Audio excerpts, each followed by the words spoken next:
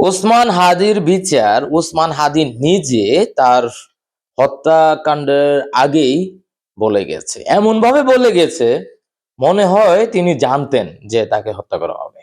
আসলেই তো তাকে এত এত হুমকি দেওয়া হয়েছে।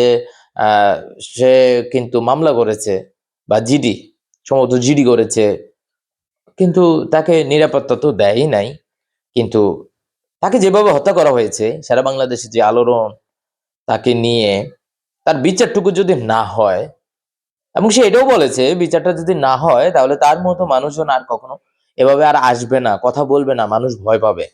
যেটা হাসিনার আমলে মানুষজন কথা বলে না, এখন মানুষজন তো তাও কথা বলছে। যমুনা ঘেরাও শান্তিপূর্ণভাবে কিন্তু এখনো হচ্ছে। সরকারের তরফ থেকে নিশ্চয়তা দিতে পারছে যে বিচারটা হবে, সঠিকভাবে বিচারটা হচ্ছে। যাদেরকে ধরেছে যাদেরকে ধরেছে তাদের বিচার করে ফেলুন, তড়িৎ গতিতে করে ফেলুন। তাদের সংশ্লিষ্টতা যদি থাকে, যদি মনে করেন, এখন এইখানেও যদি আপনারা ভূগোল বুঝিয়ে মানুষজনকে জানান যে না, এরা আসলেই জড়িত, এবং এন্ড অফ দ্য ডে এমন যদি হয় আসলে তারা জড়িত না, এই ধরনের বিষয় যদি থাকে, জাস্ট মানুষজনকে বোঝানোর জন্য যদি রায় দেওয়া হয়, কার্যকর না হয়, তাহলে তো এই ধরনের আহ ঘটনা আসলে কিসের জন্ম দেয়। দেখেন সাগর রুনির অবস্থাটা দেখেন, সাংবাদিক দুজন নিজের বাসায়, তৎকালীন স্বরাষ্ট্রমন্ত্রী, এই যে একটা মহিলা ছিল কালো কইরা, নাম ভুলে গেছি, আওয়ামী লীগের, সে বলছিল 48 ঘন্টার মধ্যে বিচার হবে, ধরা হবে আসামিদের। ধরছে, 48 বছর চলে গেল, ধরতে পারবে না।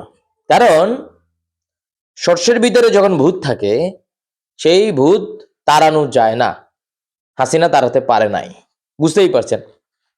এখন হাদির যে ঘটনাটা সারা বাংলাদেশের মানুষ জানে, এরপরে কিভাবে চলে গেছে এগুলো মানুষ সোশ্যাল মিডিয়ায় দেখে ফেলেছে। মানুষজন শুরুতেই বলা বলি করেছিল অ্যালার্ট করুন, অ্যালার্ট করুন, অ্যালার্ট করতে করতে রাত 9টা বেজে গেছে।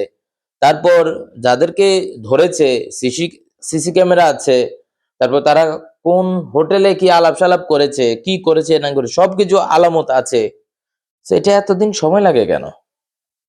দেখেন, হাদির ক্ষেত্রে যদি এই হয়, তাহলে একজন সাধারণ ঘটনা, সাধারণ মানুষ, যদি আপনারা জানেন তো কুমিল্লায় তনু হত্যা হয়েছে, তারপর কুমিল্লায় 5ই আগস্টের পরে একজন বিএনপি নেতাকে নিয়ে গেছে, তারপর মারা গেছে। বিএনপি কি করছে দেখেন, 12 তারিখ নির্বাচন, নির্বাচন হবে, কেউ না কেউ তো জিতবে, তারা সরকার গঠন করবে, সরকার গঠন করার পর এগুলো কি সুরাহা হবে? হবে? আমার কাছে মনে হয় না। এবং এগুলো ঝুলন্ত অবস্থা থাকবে, এবং তারা ব্লেম করবে তত্ত্বাবধায়ক মানে ইন্টারিম গভর্নমেন্টকে। ইন্টারিম গভর্নমেন্ট এটা করতে পারে নাই, তারা করেছে, এটা আমাদের দোষ দিয়ে লাভ নাই। এখন ঘটনা হচ্ছে, এইভাবে যদি চলতে থাকে একটা দেশ কখনোই নিজের পায়ে দাঁড়াতে পারবে না। বিচারহীনতা, একটা দেশের অস্থিতিশীলতার মূল কারণ হচ্ছে বিচারহীনতা। একটা ঘটনা ঘটেছে, এটা যদি সঠিক বিচার না হয় তাহলে একটা দেশ সুস্থভাবে থাকতে পারবে না, অসুস্থ থাকবে। অসুস্থ অসুস্থ বলতে বুঝছেন, অস্থিতিশীল থাকবে। একদিক দিয়ে ও গুতা দিবে, ওই দিক দিয়ে গুতা দিবে, ও গুতা দিবে, ওই গুতা দিবে, গুতা ঠেলায় থাকতে পারবে না। আর মানুষজন দেখেন, সাধারণ মানুষজন কিন্তু সহজে নামে না। যে বিষয়ের জন্য নামে সাধারণ মানুষ, এটা আসলে বিচার করা উচিত, অবশ্যই বিচার করা উচিত। এইভাবে এভাবে হয় না, যায় না।